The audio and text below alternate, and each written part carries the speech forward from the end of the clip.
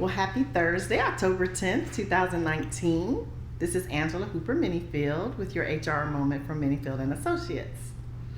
So, this is the fourth day of the week, and we've kind of had a theme going, talking about medical documentation. What does that look like? What is how to file it? What can you ask for in a medical note? Prognosis, diagnosis, and then how much can we divulge? Well, as a result of some of the conversations we've been having, I had a different question posed to me yesterday in a consultation. And it was about how to deal with some inappropriate allegations, right?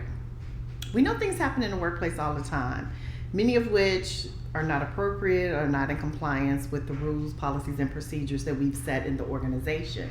So the question is, what is the expectation of the supervisor to deal with that? And so there's a couple of things, and there is definitely more than one step to this process, but today's conversation specifically is about how do you handle it?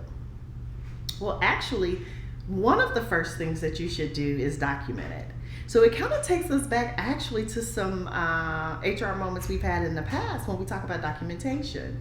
So if we were to go back to that, remember I shared with you guys how whenever someone would come in my office, the phone would ring or whatever, I would, have, today's date, RE ... regarding, like, what was the call about? So let's say someone named Michelle called me. So it would say Michelle called, at 5:50 p.m., 10/10/19, and then regarding what that person said, or perhaps they came into my office. So now it's just fact gathering, right? Information gathering, making sure they feel okay. We comfort them in a way that, again, ensures that they understand that the organization does not tolerate inappropriate behavior, and we let them know we're going to deal with it. Now, what's the definition of deal with? So oftentimes supervisors think that we owe the person an explanation as to exactly what happened to the accused. That's not accurate. And so if you by chance end up divulging that information, you end up with a new issue, because guess what? The accused can come back and say, why were you sharing my information and sharing what happened to me, my discipline and whatnot? Those are private conversations. What we can tell the person is been addressed. What we can tell the person is, I need you to know that if this happens again, I want you to bring it to me ASAP. Every accusation is not, corroborated, or there is not findings to support it, right?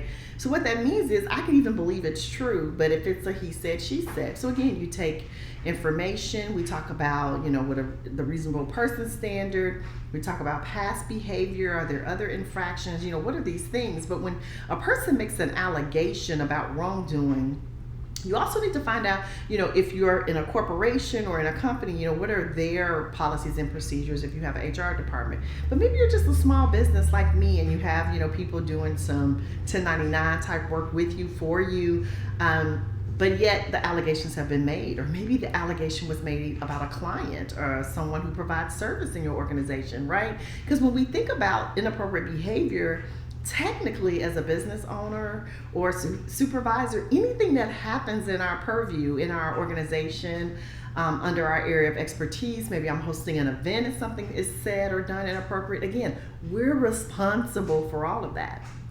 So again, you want to start with the documentation phase. Document what was said to you, and then figure out next steps. Is this an inquiry? Is the inquiry formal? Is it an investigation? One of the things I had to do in my federal job was quit using the phrase investigation, because the federal government has compliance investigators who do formal investigations. All I could do was an informal inquiry. And so I would phrase it as such, an informal inquiry. Who else was around? Who else heard? Who would be aware? Who has any information concerning these issues? And then I would take statements, talk to them, and whatnot. But this is not considered an investigation, partly because I don't have any investigatory authority. So even as a supervisor, understanding proper languaging, how to say what the next steps are, what you will do, what you won't do is very important. But it's also important, again, to ensure that there is not an expectation from the person who brought this allegation to you, that they have a right to know exactly what happened to the other person, if anything. What you can assure them of is, in compliance with our policies and procedures, we've addressed it. This is not acceptable behavior. Maybe you do a refresher training for everybody to make sure everybody understands what is acceptable, what's not acceptable. Perhaps you update your signage, so if it's a customer, delivery person, the moment they walk on the property, they can see these are the expectations. If you're hosting an event, maybe you start out with housekeeping, you're conducting a meeting, you're chairing a committee.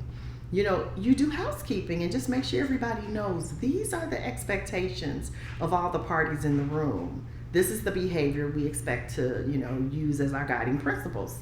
And for those of you who cannot comply with those, you might be asked to leave, but it becomes really clear. So again, the first step of taking action as a supervisor is documenting what you were told and getting clarity on that. Ideally, is also to get the person to tell you in their own words to ensure that you didn't paraphrase, summarize, or do something in a way that didn't accurately represent what was shared to you. Another thing you may have to do is, again, decide who else do I notify. At the end of the day, as a supervisor or a person in a position of leadership or authority, you are representing the organization. So I used to always jokingly say, but it was true to all my supervisors, if you know, the Secretary of Agriculture knows, right? Because that's who we worked for, the Secretary of Agriculture. He, all legal lawsuits were filed against the department, even though I might have been a respondent or the person who had to take the stand. And yes, that was me. But in essence, by law, if a supervisor knows, somebody in a supervisory position knows of the alleged incident, by law, the person in the highest level in the position is really aware. Because then it becomes the difference of, did they know or should they have known? And so if you have a proper communication plan as to how do we handle these types of things, there would be something in place that would ensure that when you knew, this person knew. So whether that is you give it to your supervisor and their supervisor, so on and so forth, or maybe it's a direct line. Certain issues, I tell people all the time, jump the chain of command, right? So it's like you send it to everybody or copy everybody or whatever the case may be. But what we don't want is something really important and crucial to be going down, and the person who will be held accountable and or ultimately responsible blindsided. So that's one of the worst things you can do, is have your supervisor blindsided.